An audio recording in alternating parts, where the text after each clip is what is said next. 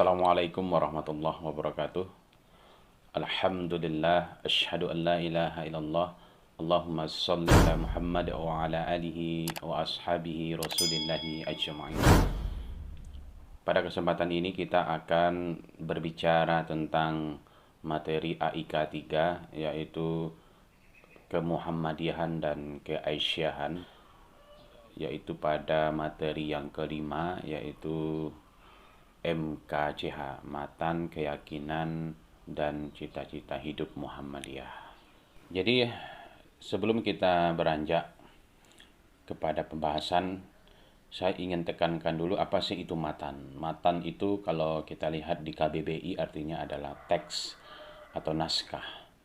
Itu kalau dalam ilmu hadis kita mengenal juga ada namanya matan hadis, itu berarti teks hadis.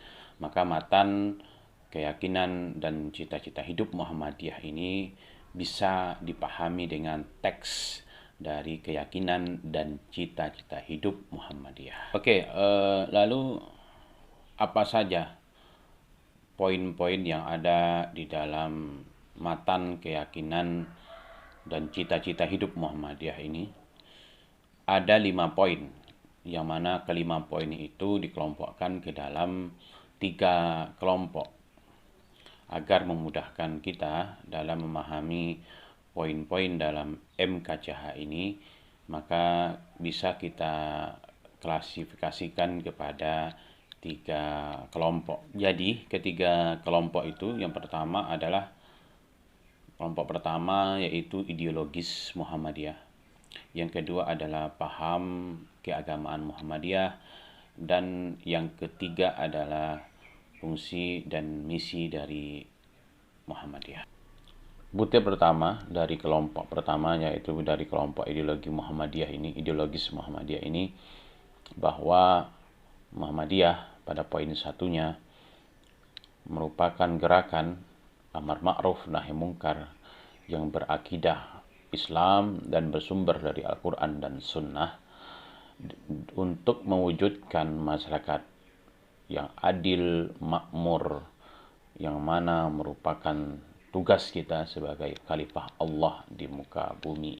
Butir yang kedua adalah bahwa Muhammadiyah meyakini dengan seyakin-yakinnya bahwa Islam itu adalah agama Allah yang diturunkan kepada Rasulullah Shallallahu Alaihi Wasallam demi kelangsungan hidup yang sejahtera, baik itu material maupun spiritual, dan juga dari dunia hingga ke akhirat sana. Berikutnya adalah kelompok yang kedua, yaitu paham keagamaan Muhammadiyah. Yang pertama tadi, kelompok pertama adalah ideologi Muhammadiyah, yang kedua adalah paham keagamaan Muhammadiyah, yang mana dalam matan, keyakinan, dan cita-cita hidup Muhammadiyah ini ada pada butir yang ketiga dan butir yang keempat. Jadi dalam butir yang ketiga dijelaskan bahwa Muhammadiyah dalam menjalankan ajaran Islam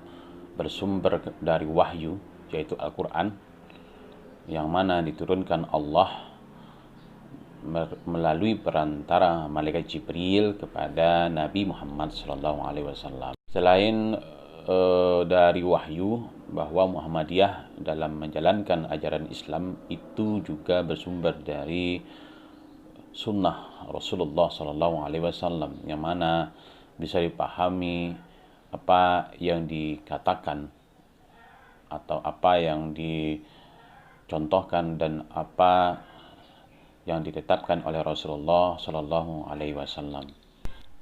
Kemudian pada butir 4 dijelaskan bahwa Muhammadiyah bekerja demi terlaksananya ajaran-ajaran Islam yang meliputi bidang akidah, ibadah, akhlak, dan muamalah. Masuk kepada poin yang kelima, yaitu misi Muhammadiyah.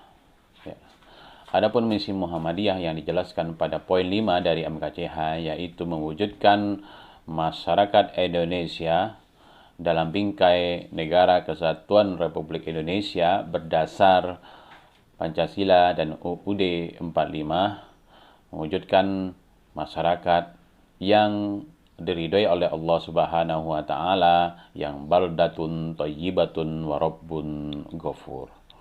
Ini adalah misi Muhammadiyah yang ada dalam poin 5 atau butir 5 dalam matan keyakinan dan cita-cita hidup Muhammadiyah. Itulah kelima butir atau kelima poin dari matan keyakinan dan cita-cita hidup Muhammadiyah. Berikutnya mari kita lihat bagaimana kontekstualisasinya dalam kehidupan. Dalam kontekstualisasinya, MKCH ini menemui berbagai macam rintangan. Kalau kita lihat itu menjadi problema persyarikatan Muhammadiyah. Tidaknya ada beberapa hal yang menjadi rintangan sehingga MKCH ini harus perlu dikuatkan, perlu direvitalisasi ulang. Problem pertama yaitu lemahnya identitas organisasi dan ideologi gerakan, yang mana hal ini berakibat pada lemahnya ikatan dalam organisasi dan kolektif. Selanjutnya itu lemahnya dinamika dalam organisasi. Dinamika itu maksudnya adalah fastabiqul khairat, adanya keinginan untuk selalu berlomba-lomba dalam karya dan prestasi. Dan ini juga terjadi dalam akar rumput. Kemudian problem selanjutnya adalah mulai dirasakan kurangnya sumber daya kader atau kurangnya ditemukan kadar-kadar potensial, yang mana ini berakibat menjadi kurang menggigitnya persyarikatan Muhammadiyah di tingkat nasional bahkan di tingkat internasional. Selain itu juga problem persyarikatan dalam membumikan MKCH ini juga kita lihat, misalnya banyak beberapa aktivis Muhammadiyah yang secara ideologis itu kurang matang, kurang kuat, akhirnya pindah haluan ke paham keagamaan yang lain. Misalnya sebutlah di beberapa paham keagamaan yang sangat mengedepankan sunnah, misalnya nanti teman-teman silakan di riset lebih lanjut.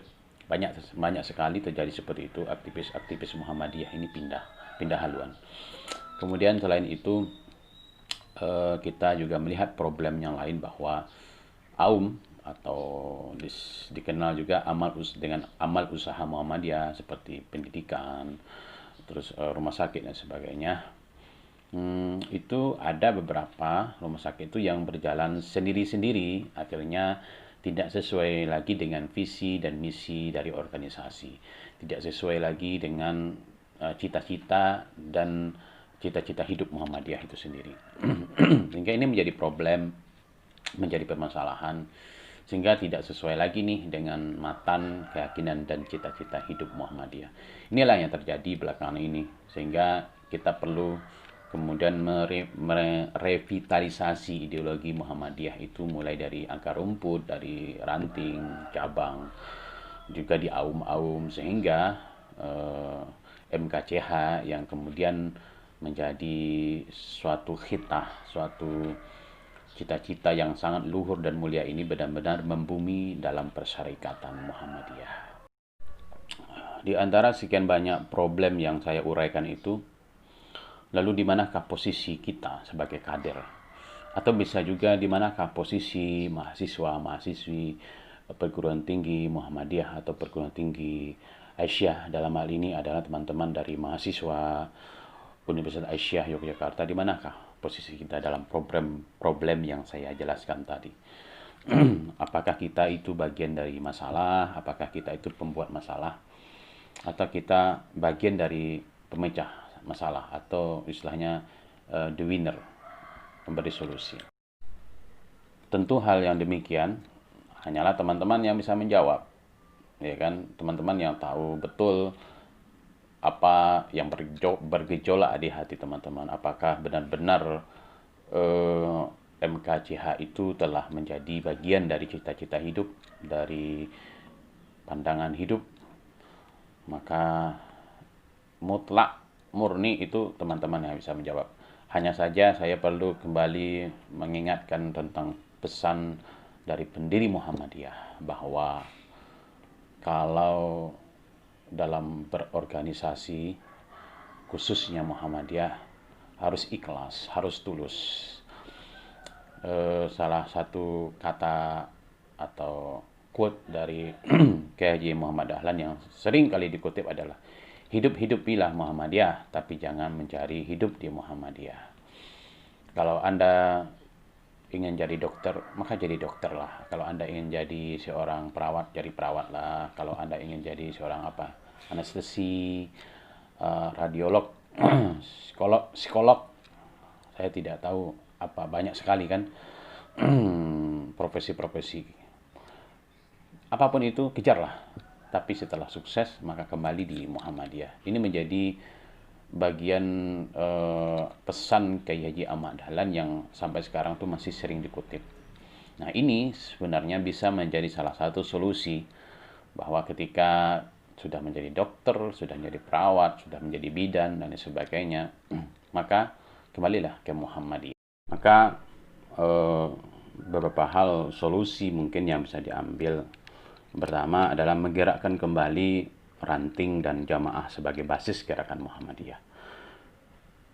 Saya ingat dulu di kampung saya itu, setiap 1 minggu sekali atau 1 kali 2 minggu itu, kita diharuskan setiap ranting itu mengadakan pengajian.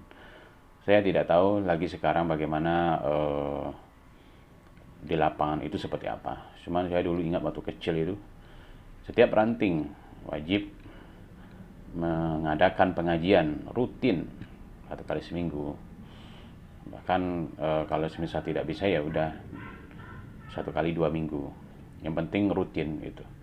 Nah, ini kembali harus dihidupkan sebagai salah satu opsi, sebagai suatu langkah untuk memecahkan masalah itu tadi, yaitu bagaimana kemudian kontekstualisasi dari MKCH itu benar-benar nyata, bagaimana benar hidup, benar-benar menjadi sesuatu hal yang membumi gitu. Itu yang pertama. Kemudian yang kedua adalah menggerakkan kembali pengajian perserikatan.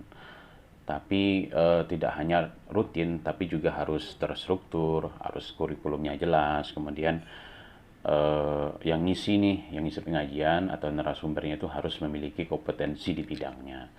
Misalnya ketika berbicara tentang fikih gitu, maka yang ngisi itu bukan kemudian ustadz yang hanya belajar dari YouTube gitu baru paham agama tiba-tiba ngisi, tidak seperti itu maksudnya. Tapi dia benar-benar memiliki kompetensi di bidang fikih. Lalu ketika berbicara tentang muamalah, berbicara tentang ibadah dan lain sebagainya, juga berbicara tentang perekonomian umat misalnya, dia benar-benar kompeten di bidang itu. Nah, ini bagian dari solusi yang sangat jelas nyata demi memecahkan problema-problema yang sebelumnya saya sebutkan itu. Selanjutnya adalah Muhammadiyah juga perlu mengoptimalisasi wakaf Muhammadiyah sebagai basis pembinaan warga perserikatan.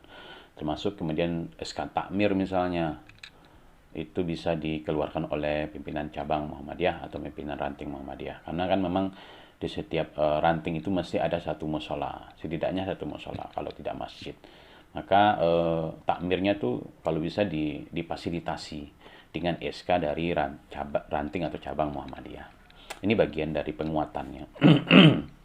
Kemudian berikutnya adalah menggerakkan seluruh potensi angkatan muda dan organisasi otonom Muhammadiyah sebagai basis kader dan pimpinan perserikatan AUM. Jadi selain mengoptimalisasi wakaf, entah itu masjid atau mushola, juga penting sekali nih mengoptimalisasi angkatan muda Muhammadiyah, mulai dari ikatan pelajar Muhammadiyahnya, kemudian ikatan mahasiswa Muhammadiyahnya, kemudian pemuda Muhammadiyah, kemudian Nahdlatul Asya, kemudian Tapak Suci, dan lain sebagainya, itu perlu direvitalisasi, dikuatkan, benar-benar ideologis, benar-benar menjadi kader Persyarikatan Muhammadiyah. Lanjutan dari itu adalah bagaimana kemudian perlu diadakan sistem pengkaderan Muhammadiyah yang terstruktur, sistematis, dan jelas.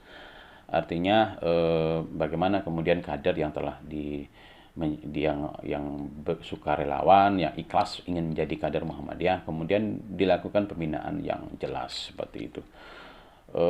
Karena kan ada beberapa kader Muhammadiyah yang baru-baru masuk Muhammadiyah karena tertarik dengan Muhammadiyah, tapi dia ketika masuk Muhammadiyah merasa disia-siakan, maksudnya bukan disia-siakan, apa istilahnya, merasa dia tidak terjawab pertanyaannya selama ini, dan karena beberapa tempat itu saya perhatikan pimpinan Muhammadiyahnya itu kurang aktif mendampingi kader yang baru masuk. Maka penting sekali membuat suatu pola pembinaan yang jelas sehingga kader itu benar-benar terjawab segala keingintahuannya, terjawab semua hal yang ingin dia ketahui. Ini menjadi bagian penting dari pemecahan masalah yang sebelumnya saya sebutkan itu. Saya kira itu teman-teman untuk materi kali ini, yaitu materi tentang matan, keyakinan, dan cita-cita hidup Muhammadiyah. Tadi kita sudah berbicara tentang apa itu matan, keyakinan, dan cita-cita hidup Muhammadiyah. Kemudian apa aja butir-butirnya, ada 5 butir tadi ya, yang mana 5 butir itu dikelompokkan menjadi 3. Yang pertama ideologi Muhammadiyah, yang kedua paham Muhammadiyah, yang ketiga adalah misi atau visi Muhammadiyah. Kemudian kita juga melihat bagaimana kemudian kontekstualisasinya, yaitu apa saja problem Persyarikatan Muhammadiyah dalam membumikan MKCH. Kemudian kita juga melihat bagaimana strateginya agar kemudian MKCH ini benar-benar membumi dan benar-benar menjadi solusi dalam lingkup yang lebih luas, yaitu dalam bingkai Negara Kesatuan Republik Indonesia. Karena memang visi dan misi Muhammadiyah itu adalah membentuk tatanan masyarakat yang baldatun thayyibatun wa rabbun ghafur. Itu saja teman-teman untuk materi perkuliahan kita kali ini. Semoga teman-teman bisa memahami dengan baik dan terinspirasi untuk mencari tahu lebih banyak tentang ideologi Muhammadiyah dan belajar lebih banyak lagi tentang Persyarikatan Muhammadiyah. Dan yang terpenting adalah teman-teman terinspirasi, termotivasi untuk terus belajar. Oke teman-teman, saya akhiri perkuliahan kita pada kali ini. Jangan lupa apa yang saya sampaikan ini direview ya, ditulis tangan, kemudian